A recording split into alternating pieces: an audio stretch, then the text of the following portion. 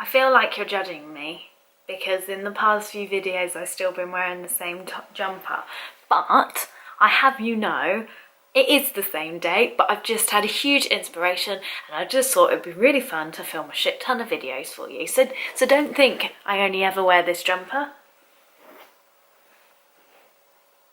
I don't. It's the same day.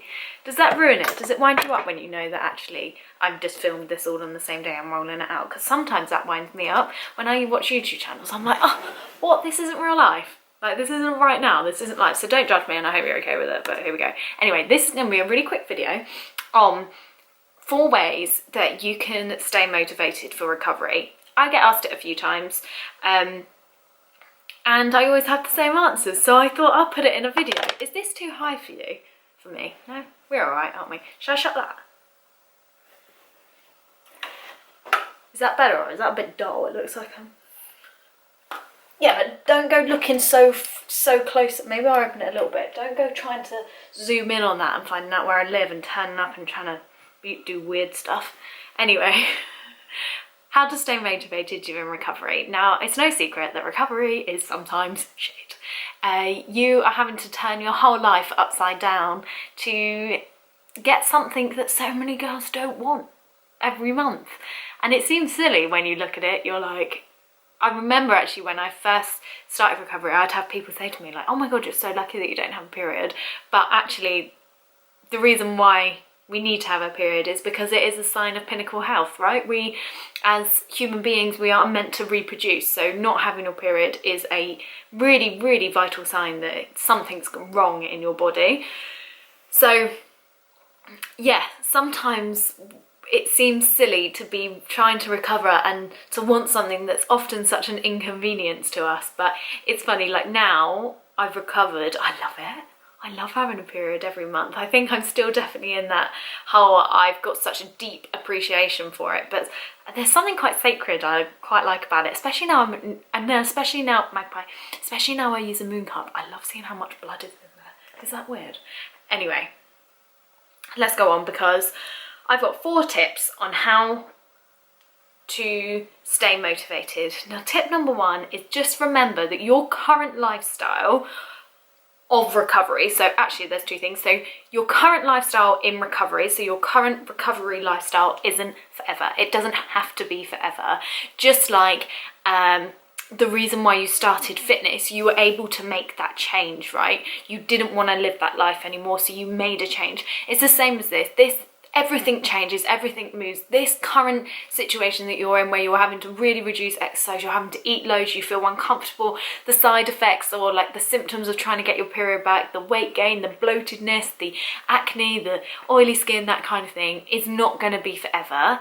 And once you have your period back, I promise you that all of those horrible side effects will go. You will gain a sense of like empowerment. You will be able to train maybe a little bit better, or because you'll have so much more education on how to fuel yourself. You'll have so much more respect about your body. So just know that this isn't forever. You will get your period back. This time is just shit. And they'll have their highs and lows. And I think as well as it's really important to remember that, especially on the bad days, is that's okay. I still have bad days. I still have days that I look in the mirror and I think, hey, I didn't look like this last week. Why am I so puffy? It's just life. But what happens on the other side of recovery once you get through it is there's so much more understanding and so much more respect. So just remember that it's not forever. And also another tip is remembering that your past life, the routines that you had previously before starting this recovery weren't sustainable. They weren't giving you a period. They weren't enabling you to live your life to the full. So if it wasn't working then, what are the chances that this new life isn't going to work when it's worked for so many people? Think about how unfulfilled you were. So whether that was restriction around food, whether that was like the obsessive exercise, whether that was the food rules or the bloating you hated, or the lack of libido, or the moodiness, the mood swings, that kind of thing that you previously had when you were restricting dieting, over exercising, that kind of thing. That wasn't working for you either.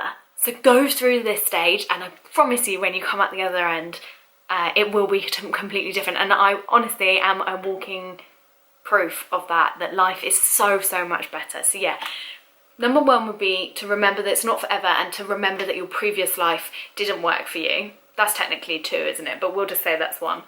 Number 2 would be to think about the bigger picture. Now, it's very easy to get caught up in everyday life of like having to eat loads of food, or like looking in the mirror one day and hating it, or having loads of spots and having all these symptoms and feeling really sad that you can't exercise and that kind of thing. It's very easy to get caught up in the everyday of how shit recovery might feel one day and how amazing recovery might feel another day.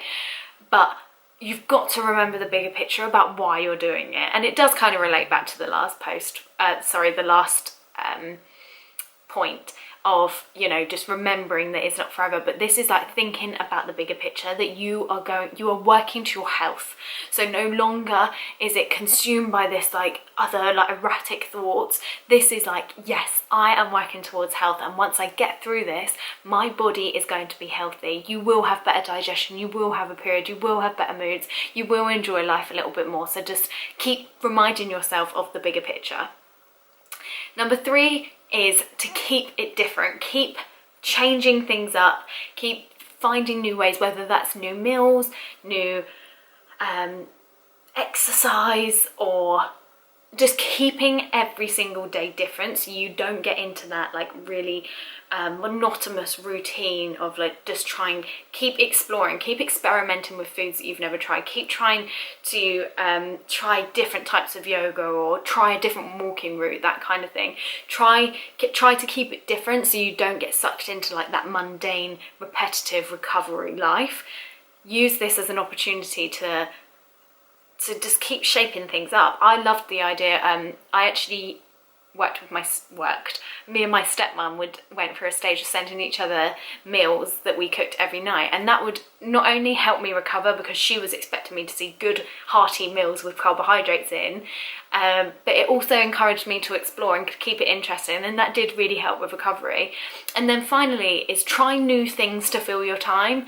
I know that it can sometimes be like, if I don't train, who am I? Or like, if I'm not working out constantly, what do I do? But this is the most exciting thing, is that extra time you can explore so much more that you enjoy, whether that is, I don't know, starting your own YouTube channel to help others, or whether it's doing arts and crafts stuff. So I made, I don't know if you're going to be able to see, this is like a crystal thing that I made, and I really dived a little bit more into spirituality and the moons, and I was reading loads.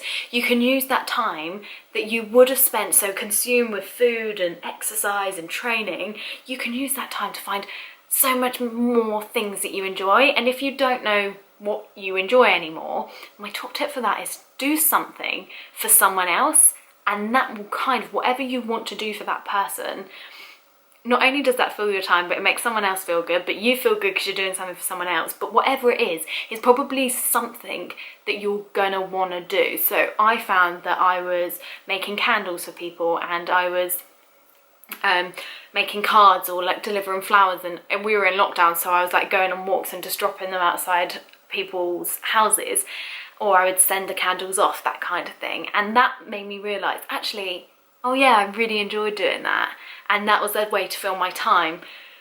Another thing, a way you can also do, is look back at what you did as a kid and what you did for fun. So I was really quite crafty, I loved making things, so I thought, oh yeah, I made jewellery and stuff like that when I was younger, so I just started to do that now, and actually, like, there's not much difference. You still enjoy what you enjoyed as a kid just as an adult, just maybe in like a different way. So yeah, those are my top tips on how to stay motivated. So remember, it's not forever. Focus on the bigger picture. Keep diversity, so keep trying different things. Don't get into a really mundane routine, and then also use that time to find new things that you enjoy. And also, of course, if you are struggling, speak to people. Don't keep it secret. Speak to your loved ones, share that, tell them. You can also use the time to maybe educate yourself. I think education really helps the motivation because it backs up why you're doing what you're doing. But if you also don't have anyone to talk to, or you just like to talk to someone that has been through it, then of course please message me. Instagram's probably best. That's probably where I spend most of my time, so just slide into my DMs and I'll see if I can help you. But I hope you enjoyed this video, and I hope it helped in some way, and I'll see you in my next one. Bye!